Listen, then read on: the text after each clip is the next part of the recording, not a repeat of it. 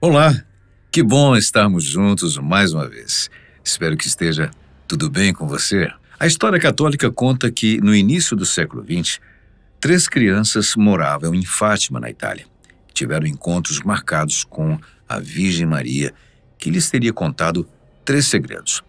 Mas dentro da própria história contada por essas crianças, há uma grande evidência de ter sido um avistamento ufológico, em vez de religioso. Será que é aí que mora o maior segredo de Fátima? Vem comigo e vamos entender melhor tudo isso. A história oficial é que em 1917, com a Primeira Guerra Mundial como plano de fundo, na pequena aldeia de Fátima, em Portugal, três crianças viviam uma vida simples e tranquila. Lúcia dos Santos, de 10 anos, e seus primos Francisco e Jacinta Marto, de 9 e 7, respectivamente, passavam seus dias cuidando de ovelhas e brincando nos campos. Voltando um pouquinho no tempo, no ano anterior, as crianças tinham relatado aos pais que avistaram um anjo que teria dito a elas que estava ali para ensiná-los a fazer orações de perdão e de invocação da Virgem Maria. Mas tudo mudou em 13 de maio daquele ano. Enquanto pastoreavam na Cova da Iria, um lugar tranquilo e isolado, as crianças foram surpreendidas por um clarão no céu. Pensando que era um relâmpago, começaram a recolher o rebanho para voltarem para casa. Mas, antes que pudessem ir muito longe, um segundo clarão apareceu, e diante deles surgiu uma figura luminosa, um ser mais brilhante que o sol.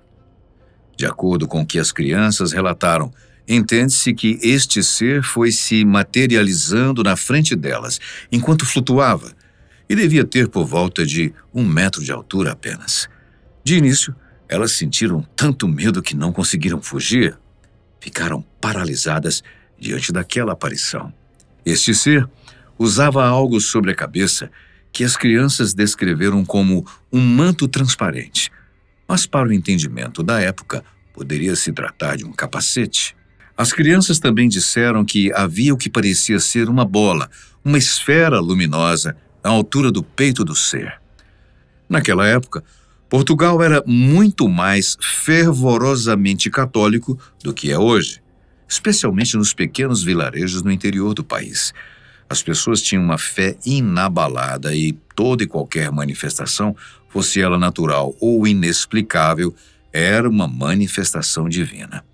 Ou, conforme fosse o fenômeno, uma manifestação do mal. Então, para as três crianças de Fátima, devido à educação fortemente religiosa que tiveram, aquela figura não era ninguém menos que a Virgem Maria, e aquela esfera luminosa era nada menos que o seu coração imaculado. Não foi por menos então que as crianças passaram a ser conhecidas e respeitadas pela comunidade. Bom, mas nem todo mundo acreditava naquela história. Não haveria nada mais além do que as três crianças contaram? Por que teria que ser uma entidade divina? Não seria outra coisa? Talvez um ser de outro planeta? Afinal, avistamentos de objetos voadores não identificados são relatos que vêm nos assombrando há centenas de anos. Avistamentos de entidades religiosas são relatados sem dúvida, mas em menor número. E quando acontecem, geralmente são levados para a esteira dos milagres. Bem, a santa, como as crianças e seus pais, passaram a se referir à aparição que teria lhes deixado 3 segredos. Segundo elas, a santa não pronunciava nada vocalmente, isso é, ela lhes falava por meio de telepatia. As crianças não ouviam, mas sentiam que a suposta santa lhes dizia. Num certo momento, elas teriam ouvido algo explodindo à distância, que elas descreveram como sendo um som abafado.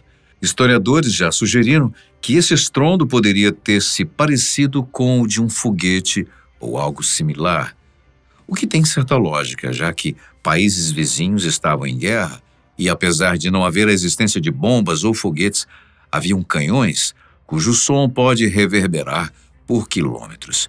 E então, seriam canhões? Lúcia teria perguntado ao ser de onde ele era, e a resposta não poderia ter sido mais óbvia para aquelas crianças. Eu sou do céu. As outras crianças também fizeram perguntas e tudo isso teria acontecido num curtíssimo espaço de tempo, por alguns segundos. A forma de se comunicarem, segundo relatos posteriores de Lúcia e de seus primos, era somente por pensamento, ou seja, telepatia. O ser, ou a Virgem Maria em pessoa, como as crianças se referiam a ela, pediu para que todo dia 13 de cada mês, nos próximos 3 meses, elas retornassem àquele local, em frente àquela mesma árvore, para receberem 3 profecias sagradas. E assim elas fizeram.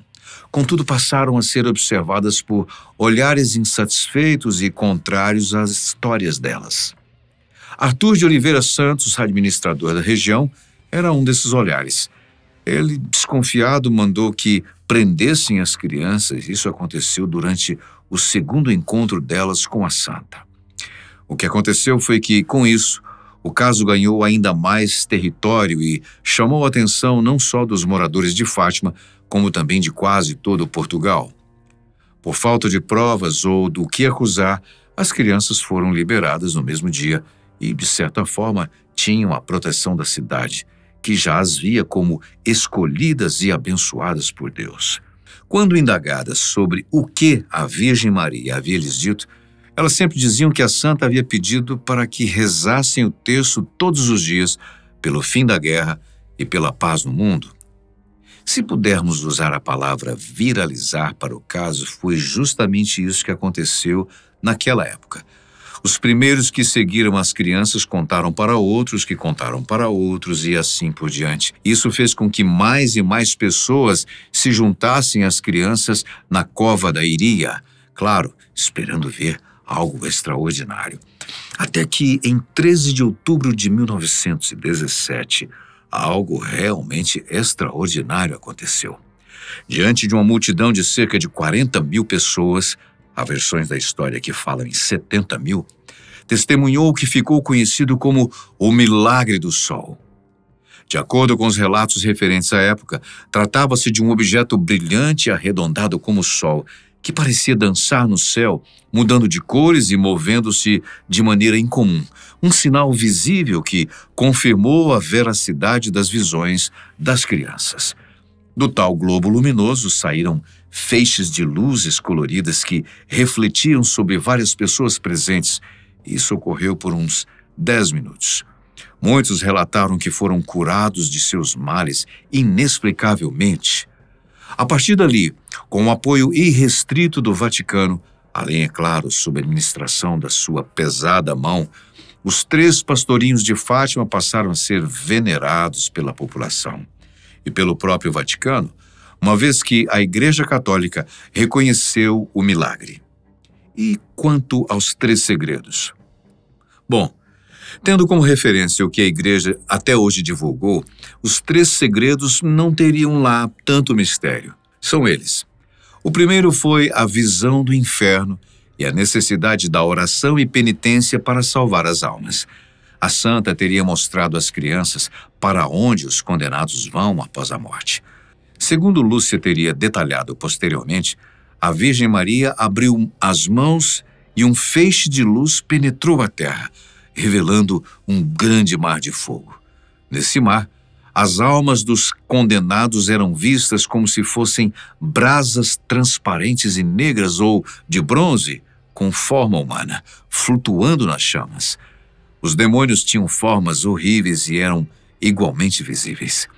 As almas gritavam de dor e desespero, o que deixou as crianças profundamente assustadas. Na interpretação da Igreja, esse primeiro segredo foi uma revelação sobre a realidade do inferno, com a intenção de enfatizar a gravidade do pecado e a necessidade de conversão, oração e penitência para se evitar tal destino. A segunda parte do segredo está relacionada à Rússia.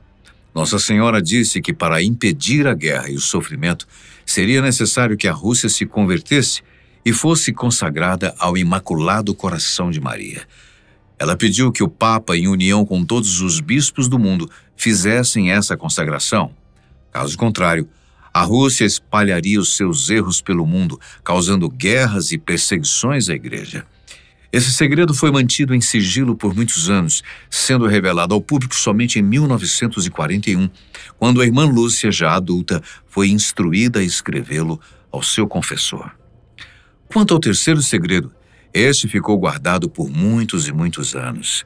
Mas, antes de falarmos sobre ele, é válido dizer que o que aconteceu às crianças logo após as aparições, que se encerraram tão rápida e misteriosamente quanto começaram.